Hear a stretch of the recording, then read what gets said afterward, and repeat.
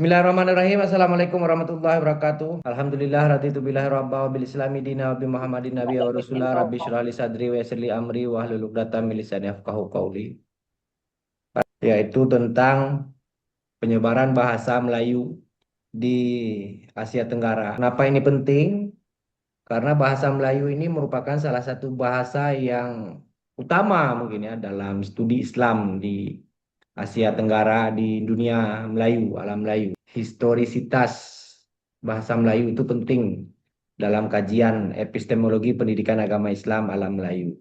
Alhamdulillah kita tahun lalu kalau nggak salah gitu ya, bahasa Indonesia itu sudah dijadikan bahasa resmi daripada UNESCO. Ya.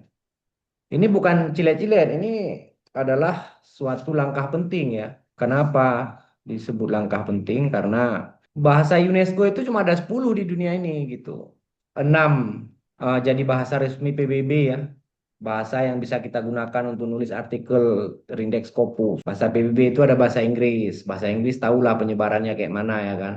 Penakluk dunia. Jadi bahasa dia itu boleh Amerika aja pakai gitu, Australia dan banyak negara lain itu orang-orang internasional ngomong pakai bahasa Inggris, di PBB ngomong bahasa Inggris gitu ya. Kemudian ada bahasa Prancis ya, bahasa Prancis yang penyebarannya banyak tapi nggak sebanyak bahasa Inggris ya di negara-negara jajahan Prancis ya, bekas jajahan Prancis aja mungkin gitu ya. Tapi bahasa ini kuat. Lagian Prancis ini kan kemudian bahasa Arab. Yang ketiga bahasa Arab karena memang bahasa Arab penggunaannya itu sangat dominan ya di Timur Tengah, Afrika Utara. Banyak negara-negara Muslim itu menggunakan bahasa Arab. Lagian literatur bahasa Arab itu sangat kaya gitu ya sehingga ini sangat kompatibel. Kemudian bahasa Rusia ya kayaknya cuma dipakai orang Rusia dan bekas-bekas jajahan Uni Soviet.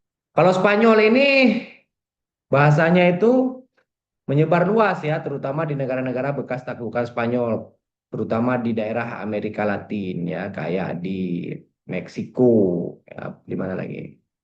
Kemudian di Argentina, negara yang bahasa yang bukan bahasa PBB, tapi dia bukan bahasa resmi PBB, tapi masuk ke dalam bahasa UNESCO. Jadi kalau udah masuk bahasa UNESCO itu nanti biasanya itu akan bisa masuk menjadi bahasa resmi PBB. Ada 4 bahasa gitu ya. Bahasa Hindi ini terutama karena dia penggunanya banyak bahasa Hindi ini ya. Nah, tapi di daerah-daerah anak benua gitu ya. Karena orang Pakistan juga bisa bahasa India sebagian ya, orang Bangladesh juga sebagian bisa bahasa ya gitu ya. Penggunanya banyak tapi penyebarannya tidak luas ya bahasa Indianya ini. Tapi kalau bahasa Cina penggunanya banyak, penyebarannya juga luas ya karena keturunan-keturunan eh, orang Cina kan menyebar ya di banyak negara ya. Bahasa Italia ini, nah ini mungkin nggak tahu juga kenapa bahasa Italia ya, mungkin ada penjelasan sendiri. Tapi kalau bahasa Portugal itu memang penyebarannya ada ya, seperti penyebaran bahasa Spanyol juga. Misalnya dia digunakan di negara-negara bekas jajahan Portugis kayak orang Timor Leste, mungkin sebagian ada yang bisa bahasa Portugis. Kemudian orang Brazil itu bahasa Portugis. Makanya anak-anak muda Brazil itu umumnya kalau pindah ke Eropa untuk main bola atau cari pekerjaan bagian lain itu enaknya mereka ke Eropa itu pergi ke Portugal gitu karena bahasanya mudah gitu. Kalau orang Argentina mudahnya itu ke Spanyol karena bahasa Spanyol. Nah, kalau bahasa Indonesia ini yang sangat unik ya. Bahasa ini dipelajari lebih dari 52 negara. Bahasa Indonesia ini masuk ke dalam kurikulum resmi di 52 negara. Kita jarang tahu ya bahasa Indonesia ini sebenarnya dia menjadi bahasa yang dipelajari di sekolah-sekolah di luar negeri. Sebanyak 52 negara mempelajari ini. Australia pasti gitu ya. Belanda pasti gitu ya. Bahkan orang Belanda jangankan bahasa Indonesia, bahasa Aceh pun dipelajari sama mereka gitu. Jadi banyak negara mempelajari bahasa Indonesia dan itu masuk kurikulum gitu ya. Saking pentingnya bagi mereka bahasa Indonesia. 150.000 penutur di luar negeri. Jadi sangat banyak ya. Selain diaspora juga banyak orang yang belajar bahasa Indonesia. Makanya apa namanya influencer-influencer dunia itu banyak yang belajar bahasa Indonesia ya. Karena mereka suka dengan bahasa Indonesia. Nanti kenapa sukanya mungkin nanti bisa kita pelajari lebih dalam ya. Bahasa Indonesia adalah bahasa yang punya akar yang dalam ya. Salah satu keunikan bahasa Indonesia itu keunikannya sangat mendalam. Dia itu berasal dari bahasa Melayu. Kemudian berkembang secara terus-menerus, secara evolusioner nanti kita jelaskan sehingga dia bisa menjadi bahasa yang persatuan nasional kita di Indonesia. Kemudian kenapa dia lebih unggul? Bahasa Melayu itu ada yang pesarjana, sebagian kecil sarjana mengatakan berasal dari Kalimantan. Kemudian banyak jumhur eh, jumhur ini ya, jumhur ilmuwan gitu ya sepakat bahwasanya bahasa Melayu itu berasal dari Palembang, yang itu bahasa yang digunakan oleh kerajaan Sriwijaya abad-abad ke-9 itu. Nah, Sriwijaya melakukan penaklukan ya ke seluruh Sumatera, kemudian ke Semenanjung Malaka gitu ya, ke Kalimantan, pesisir-pesisir, bahkan ke Jawa waktu itu, Pulau Jawa khususnya di negeri Sunda gitu ya. Nah, itu membuat bahasa Melayu tersebar dengan mudah. Jadi artefak apa namanya inskripsi ya pahatan bahasa Melayu lama, tua lama itu sudah ditemukan di Palembang. Dan tulisannya itu bukan pakai bahasa Arab Melayu, tetapi memang pakai huruf Melayu lama ya, abjadnya abjad Melayu lama gitu ya. Nanti bertransformasi abjadnya yang dipakai bahasa Arab ya. A-nya jadi alif gitu ya. Dan seterusnya gitu. Sampai nanti kemudian abjadnya pakai Latin gitu ya. ABC kita sekarang yang kita kenal. Menurut Yudi Latif, bahasa Melayu itu diambil dari bahasa orang di Riau. Karena orang Riau ya menggunakan bahasa Melayu ya. Tapi saya kurang sepakat dengan ini. Ada lagi misalnya buku yang menulis tentang bahasa Melayu yang menjadi cikal bakal bahasa Indonesia itu berasal dari Kepulauan Riau.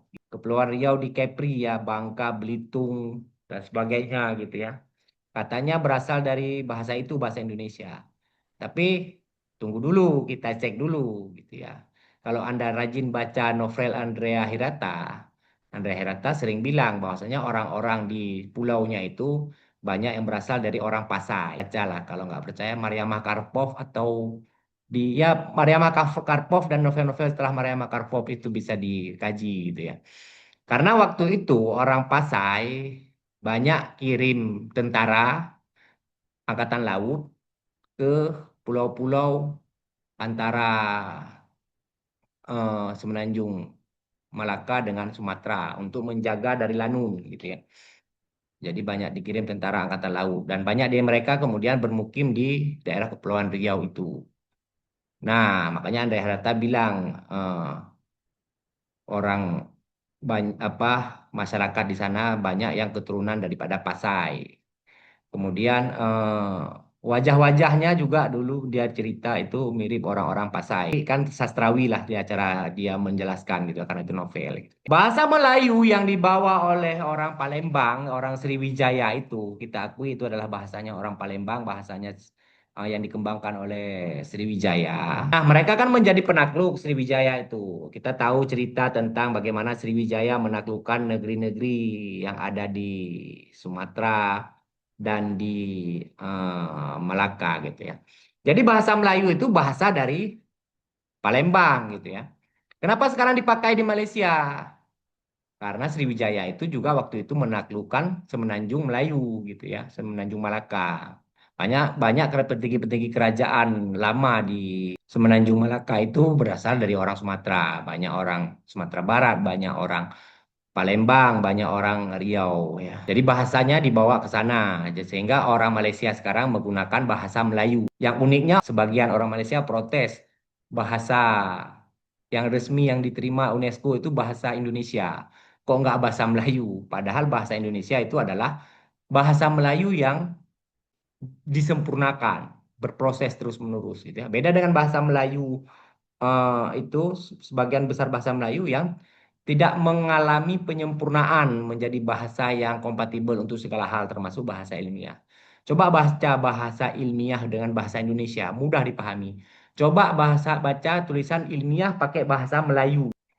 Nah, ketika orang Palembang menyerang negeri-negeri kecil yang ada di Sumatera termasuk Perla ya, Sultanan Perla, bahasa itu ikut berkembang, bahasa Melayu. berkembang di Perlak juga. Dan orang Zawiyah Cotkala Aramiyah Bayun mulai menggunakan bahasa Melayu itu sebagai bahasa ilmu pengetahuan plus ilmu pengetahuan agama gitu ya.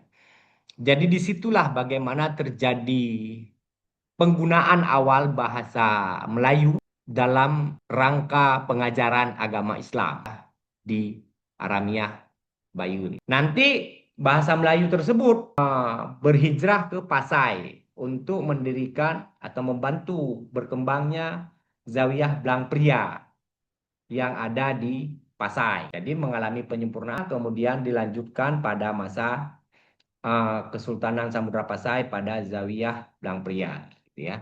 Nanti berlanjut lagi penggunaan bahasa Melayu Pasai itu. Nah, sudah ada dialek Pasai nah, waktu itu ketika Zawiyah Blang Pria berkembang. Dan dialek Pasai ini banyak referensinya ya, dikembangkan oleh para sarjana atau cendekiawan atau sufi pada masa lalu gitu ya.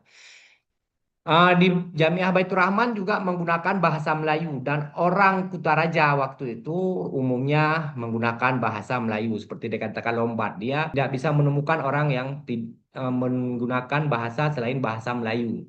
Kecuali di komunitas Arab berbahasa Arab dan komunitas Persia berbahasa Persia waktu itu.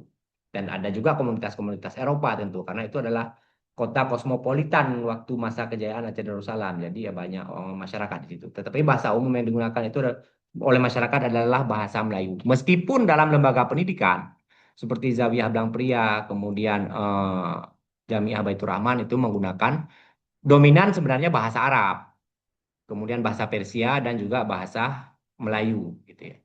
Bahasa Melayu lebih spesifik itu kalau di Baitur Rahman dan di Zawiyah Blang Pria tentu adalah bahasa Melayu dialek Pasai. Nah, disinilah ada kita kenal bahasa Melayu dialek Pasai dan bagaimana kita mengenal seperti apa bahasa Melayu Pasai gitu ya.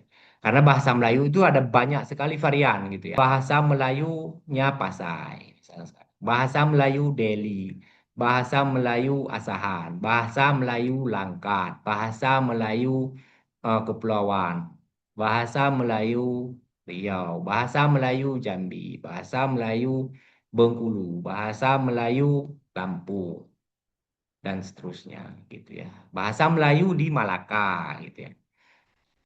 Bahasa Melayu di pesisir-pesisir Kalimantan, bahasa Melayu di pesisir eh, Sulawesi, bahasa Melayu di pesisir utara Pulau Jawa, di Demak, Sunda Kelapa atau Jakarta sekarang, atau bahasa Melayunya orang Betawi gitu. Penyebaran bahasa Melayu yang bertransformasi khususnya dalam konteks penggunaannya dalam kajian Islam itu dimulai dari Corkala, kemudian ke Zawiyah Blang Pria, kemudian ke Jamiah Baitur Rahman, dan kemudian ke Zawiyah Rayanya Syah Kuala gitu ya. Itu masih menggunakan bahasa Melayu.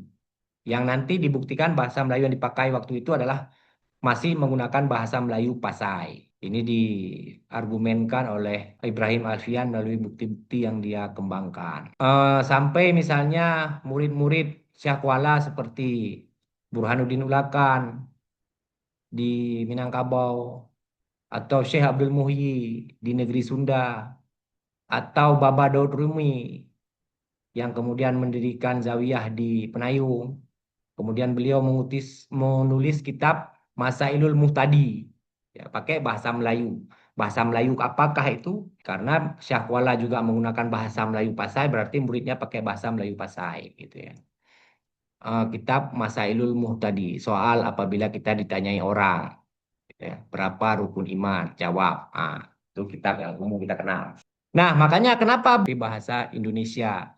Indonesia adalah bahasa Indonesia adalah bahasa Melayu juga. Tetapi bahasa Melayunya Indonesia sekarang yang kita kenal sempurna hari ini dan terus mengalami pengayaan setiap hari oleh Balai Bahasa di Kementerian Pendidikan. Itu di sana itu tiap hari itu dicari bagaimana proses menyempurnakan bahasa Indonesia secara terus-menerus. Jadi bergerak setiap hari, setiap menit, setiap detik bergerak untuk menyempurnakan bahasa Indonesia. Bahasa Indonesia itu terus-menerus dicoba disempurnakan, diusahakan. Makanya kalau dicek di websitenya itu nanti kita temu nanti kosakata-kosakata yang dari berbagai daerah yang ada di Indonesia, bahasa daerah di Indonesia itu hampir 1.000 bahasa.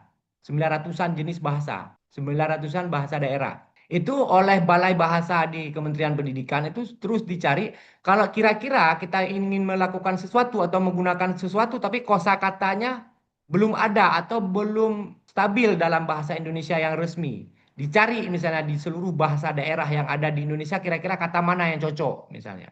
Itu nanti kalau pas dikaji, kalau pas baru dijadikan bahasa resmi dalam kosakata bahasa Indonesia.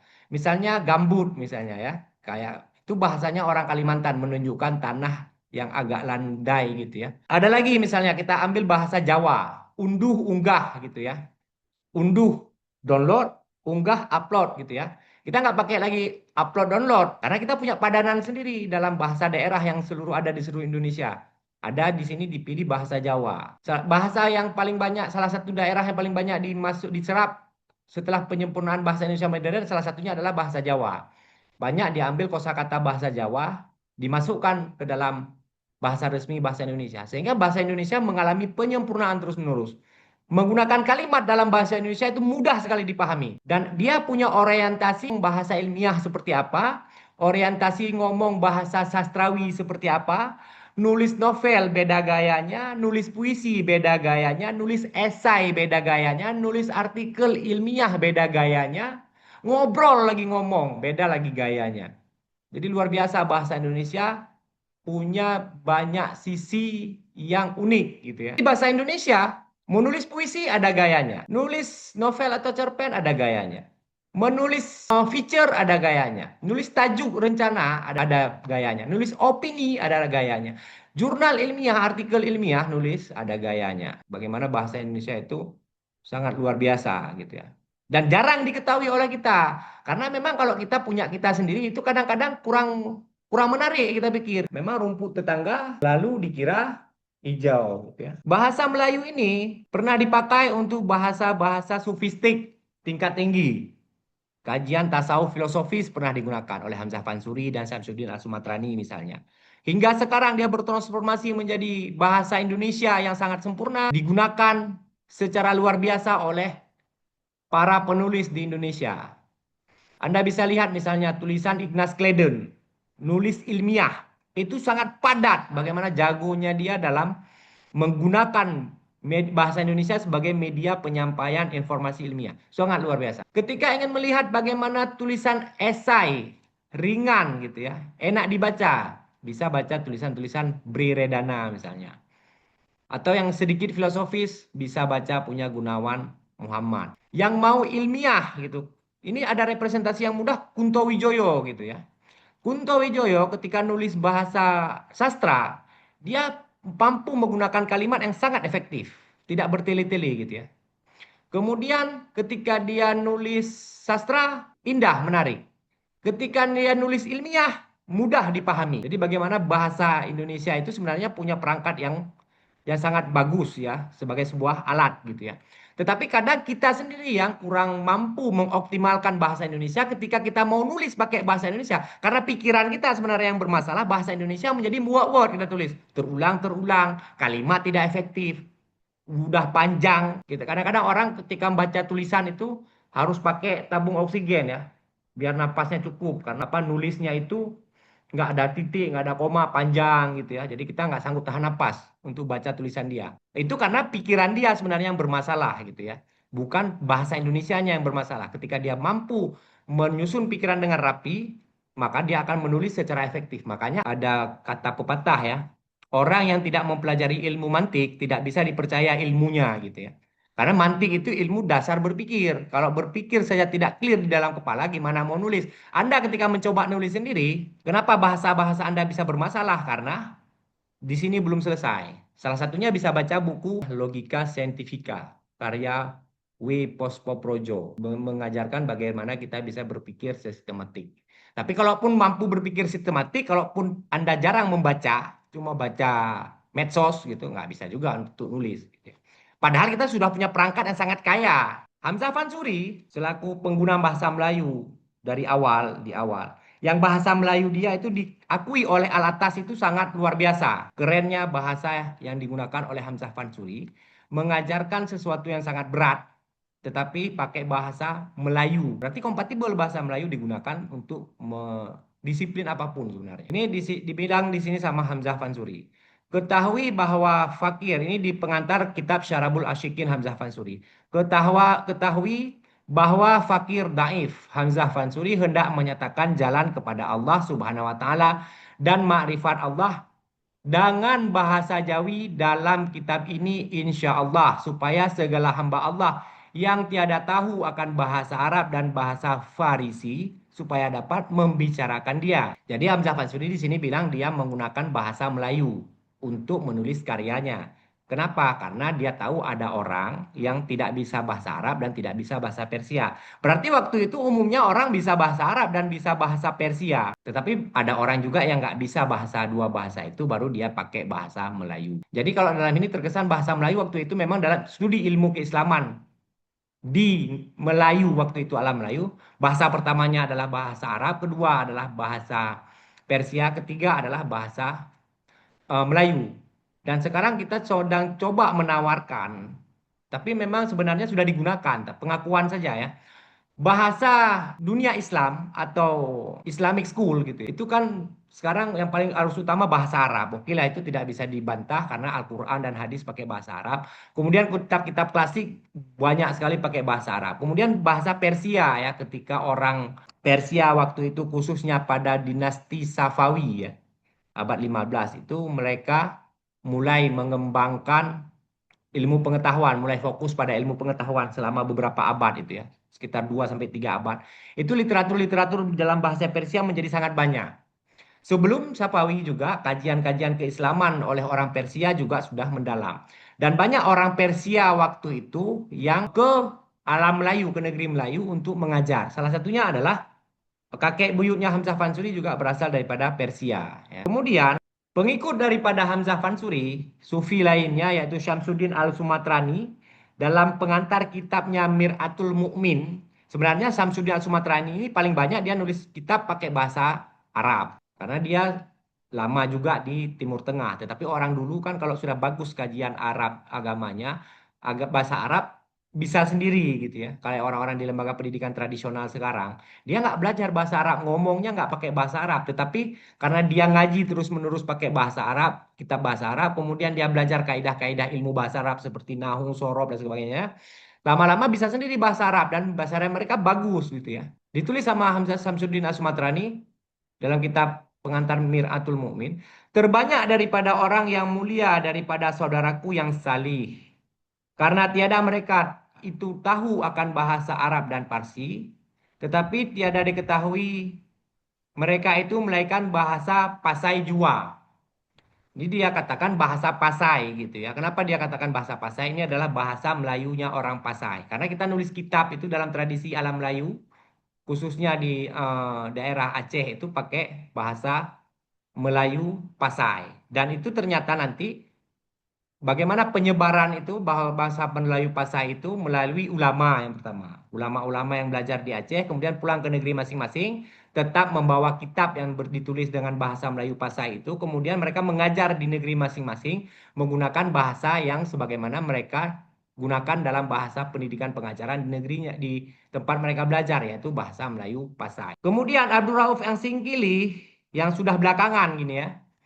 Al-Rawa Fasingkili ini sudah abad 18 kalau tidak salah, ya, 17-18. Masih menggunakan bahasa Melayu Pasai. Dalam pengantar kitab Mir'atul Tulab. Mir'atul Tulab ini kitab tentang hukum fikih segala bidang. Maka bahwasanya adalah Hadrat Maha Mulia Paduka Sri Sultanah Tajul Alam Safiatuddin. Ya, jadi ini kitab yang diminta ditulis oleh Safiatuddin ya Ratu Aceh itu. Itu telah bersabda kepadaku daripada sangat lebay akan agama Rasulullah.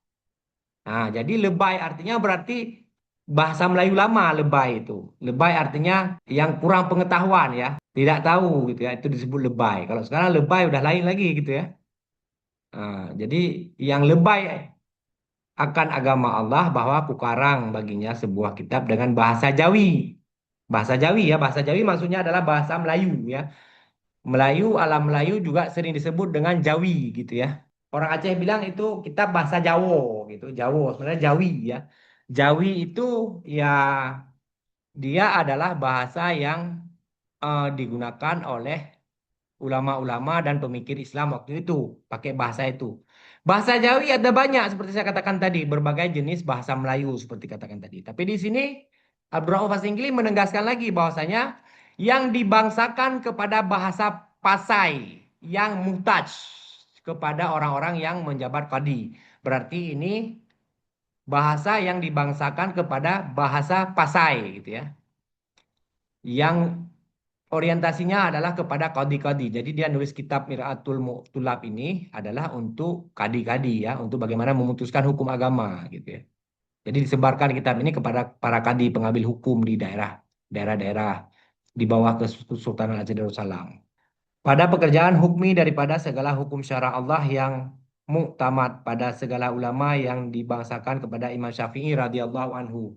Jadi orang apa Syekh Abdul Wahab Singkili ini adalah ulama pengikut aliran teologi Abu Hasan Al-Asy'ari dan tentunya pengikut mazhab daripada Imam Syafi'i. Jadi beliau adalah ulama ahlu sunnah wal jamaah.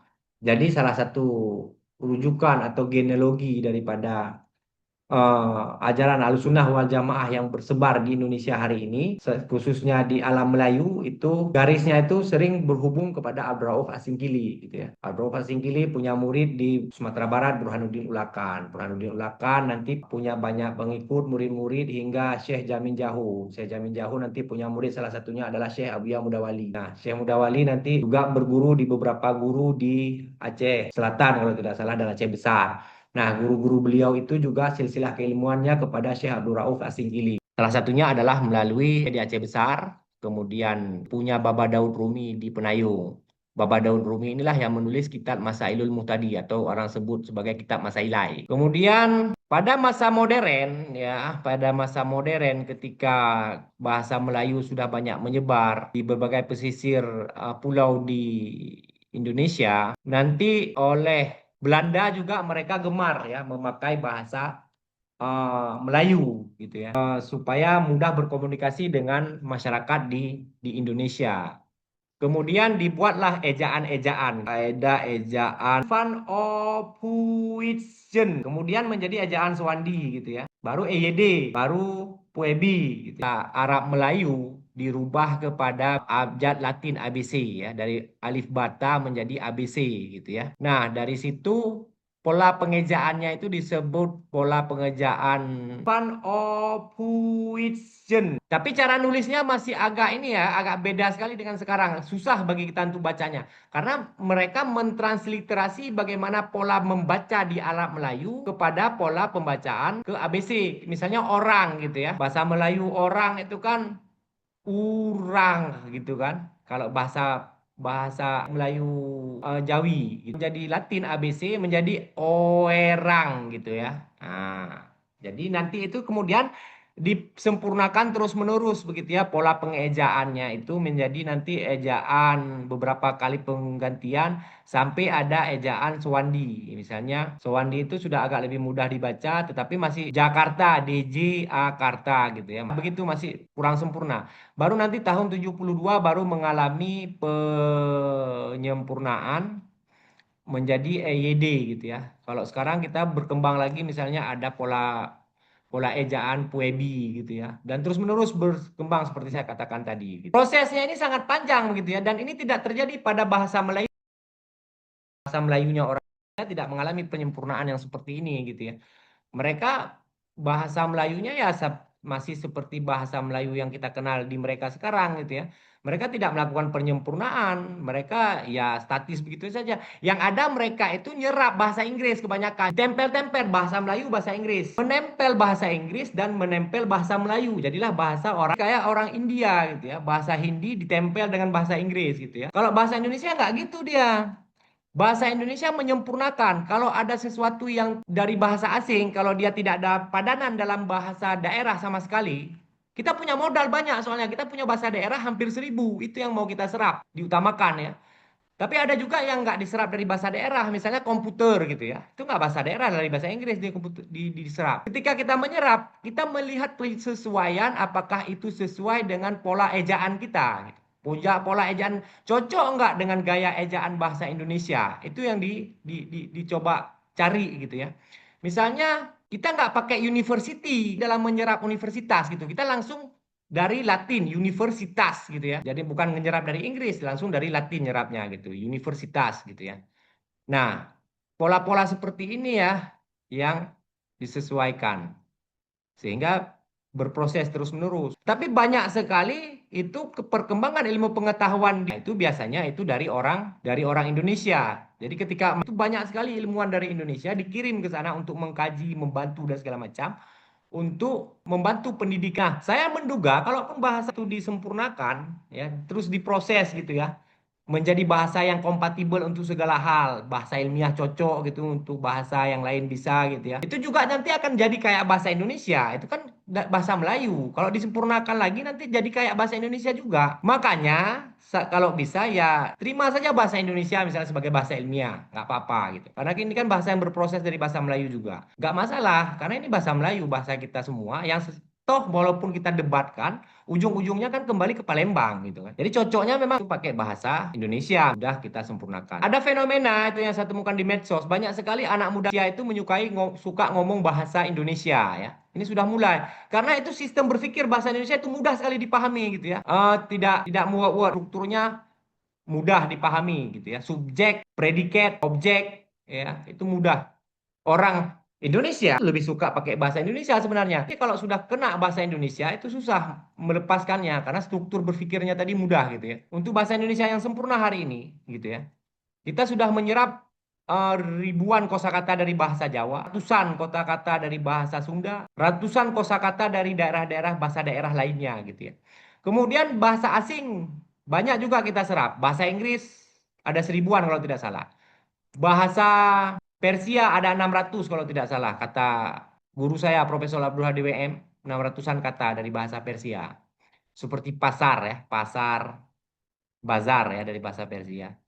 Baju gitu ya, bazung dari bahasa Persia. Apalagi kalau bahasa Arab banyak sekali ya, majelis, rakyat. Jadi bahasa Indonesia mudah juga dia disempurnakan karena dia punya alur ya, alur dari zaman bahasa Melayu di alam Melayu dulu seperti bahasa Melayu Pasai itu sudah kompatibel untuk bahasa ilmiah, bahasa-bahasa tasawuf yang berat gitu ya. Sudah waktu itu juga sudah menyerap banyak kosakata dari Arab dan Persia gitu ya. Sehingga dia sudah bisa mewakili untuk membicarakan apapun gitu ya. Ketika dia bertransformasi terus-menerus menjadi bahasa Indonesia, itu penyempurnaannya jadi lebih mudah, nggak mulai dari nol gitu ya. Karena itu bahasa Indonesia adalah bahasa yang sudah bertransformasi bisa dikatakan 1.200 tahun gitu ya. Dari ya kalau kalau mungkin lebih ya dari orang-orang Palembang hanya menggunakannya itu di daerah lokal saja sebelum Sriwijaya berekspansi gitu ya. Dalam hal ini kita tidak perlu minder saya kira ya menggunakan bahasa Indonesia sebagai bahasa ilmiah, apalagi sebagai bahasa untuk ilmu pendidikan Islam gitu ya. Karena itu ada tradisinya dari ratusan tahun yang lalu sudah pakai bahasa itu. Kalau Zawiyah ada abad 10 berarti kita sudah 1.000 tahun menggunakan bahasa Melayu itu yang nanti disempurnakan menjadi bahasa Indonesia sebagai bahasa pengantar ilmu pendidikan, bahasa pengantar ilmiah. Jadi mudah sekali menggunakan bahasa Indonesia ini sebenarnya dalam segala orientasi. Apalagi orientasi pendidikan agama Islam. Tradisinya itu sangat kental dari awal. Dari awal sudah menggunakan bahasa Melayu untuk pengajaran pendidikan. Kitab-kitab ditulis pakai bahasa Melayu. Lalu bahasa itu, kitab itu, ulamanya, kitabnya, alumninya itu berjebar di seluruh Nusantara. Ketika kembali ke negeri masing-masing, pakai lagi bahasa Melayu itu. Jadi penyebarannya itu sangat masif gitu dan punya tradisi gitu ya. Bagaimana kita berproses menyempurnakan bahasa Melayu sebenarnya satu lagi ya yang berperan sekali bagaimana memodernisasi bahasa Melayu dari zaman klasik menjadi bahasa Melayu modern yang kemudian disempurnakan menjadi bahasa Indonesia gitu ya. Itu ketika para pemuda berkumpul di Sumpah Pemuda, kemudian ketika banyak keturunan Arab juga ya dalam melakukan gerakan-gerakan melawan Belanda waktu itu menggunakan bahasa Indonesia waktu itu. Jadi makanya orang-orang Arab itu yang ke Indonesia itu sudah beberapa generasi itu sudah nggak bisa lagi bahasa Arab gitu ya. Kenapa? Karena mereka sangat bangga berbahasa Indonesia, walaupun sebenarnya penting bagi mereka untuk belajar bahasa Arab. Ya. Tetapi dalam kita lihat, kita amati itu komunitas-komunitas orang Arab itu banyak yang nggak bisa bahasa Arab. Kenapa? Karena waktu itu pada masa melawan Belanda itu tahun awal-awal abad 20, mereka gencar menggunakan bahasa Indonesia sebagai bahasa mengintegrasikan seluruh orang-orang yang dijajah oleh Belanda di Nusantara ini gitu ya. Jadi semangat itu yang membuat bahasa Melayu juga maju. Mereka juga punya koran waktu itu, majalah-majalah yang ditulis oleh peranakan Arab. Tidak hanya orang Arab, orang Cina juga gitu. Peranakan Cina di Indonesia, walaupun masih masa Belanda, banyak sekali mereka yang dongkol dengan Belanda, melakukan perlawanan terhadap Belanda, tetapi secara lebih halus mereka. Ini karena perdagangan yang harus lebih halus gitu ya. Mereka juga dongkol dengan Belanda, melakukan perlawanan-perlawanan. Pola perlawanan mereka juga dengan menulis koran gitu. Nah, koran yang mereka pakai itu adalah pakai bahasa Melayu. Jadi mereka itu orang-orang jurnalis waktu itu, peranakan Arab dan peranakan Cina itu ya, menulis pakai bahasa Melayu gitu ya, untuk sebagai bagaimana mengeratkan persatuan nasional ya. Kemudian oleh para sastrawan ya, sastrawan-sastrawan era-era itu ya, walaupun Balai Pustaka itu didirikan oleh pemerintah kolonial Belanda, tetapi itu berhasil menjadi lembaga yang mengkonsolidasi penyebaran identitas nasional gitu ya melalui karya-karya sastra zaman dahulu. Karya Merari Siregar, Sultan Takdir Ali Syahbana, Marah Rusli gitu ya, novel Azab dan Sengsara, kemudian Perempuan di Sarang Penyamun, kemudian karya Tak Putus di Rundung Malang dan segala macam karya-karya novel waktu itu sangat berperan dalam bagaimana menyebarkan bahasa Indonesia dan memproses bahasa Indonesia dari bahasa Melayu tadi kepada bahasa Indonesia yang modern. Itu dalam prosesnya itu peran koran, media ya. Kemudian peran karya sastra, penulis-penulis puisi, penulis-penulis novel, pujangga ya, para pujangga pada masa kekuasaan Belanda maupun setelah kemerdekaan. Mereka bergotong royong membuat bagaimana bahasa Indonesia ini terus mengalami penyempurnaan hingga hari ini gitu ya. Bahkan memang awal kemerdekaan itu sudah enak membaca bahasa Indonesia ilmiah maupun tidak ilmiah, itu bahasa Indonesia sudah mudah dipahami. Walaupun pengejaannya kalau sebelum 72 itu bagi kita agak susah gitu ya, pakai juang joeang gitu ya, joan ejaan Suwandi gitu ya. Tapi setelah 72 itu kan sangat mudah ya, sehingga karya-karya ilmiah apalagi dalam pemikiran Islam misalnya seperti karya Nurkolis Majid, Kunto Wijoyo itu menjadi kompatibel sekali dan enak sekali memahami bagaimana mereka menulis dalam bahasa Indonesia. Walaupun sebenarnya mereka punya latar belakang school bahasa Inggris ya, mereka belajar di Amerika gitu ya. Demikian juga penulisan filsafat misalnya. Mulyadi Kartanegara, Armahedi Mahzad, orang-orang Indonesia yang nulis karya filsafat. Ya, nanti terus-menerus mengalami penyempurnaan, misalnya melalui penerbit Mizan ya, ada banyak apa namanya, ada banyak buku seri filsafat yang mereka terbitkan dan itu berproses terus-menerus sehingga hingga hari ini itu saya melihat ya pengalaman itu saya melihat bagaimana buku-buku khususnya terbitan-terbitan Jogja sekarang walaupun pakai tema sangat berat mereka menerjemahkan karya-karya keren semua itu karya-karya orisinil daripada Plato, Aristoteles, kaum Stoik gitu ya diterjemahkan ke dalam bahasa Indonesia dari karya yang bukan orang yang mengulas Plato misalnya kayak buku Republik itu kan langsung buku Republik yang diterjemahkan itu atau tentang politik dari politikanya karya Aristoteles. Kemudian karya-karya orang-orang Stoa, misalnya Seneca, ada Marcus Aurelius, itu diterjemahkan langsung. Dan ketika kita baca, itu enak sekali kita pahami. Bagaimana bahasa Indonesia itu sudah mudah sekali mewakili bahasa-bahasa yang karya-karya daripada filsafat, ya. Tapi mudah dipahami. Jadi ini tidak hanya tentu saja bukan hanya karena kemampuan orang-orang yang menerjemahkan itu ya, tetapi karena memang bahasa Indonesianya itu sendiri sangat kompatibel dipakai untuk itu gitu ya. Konon kita pendidikan Islam ya tentu sangat mudah menggunakan bahasa Indonesia ini sebagai media kita gitu ya.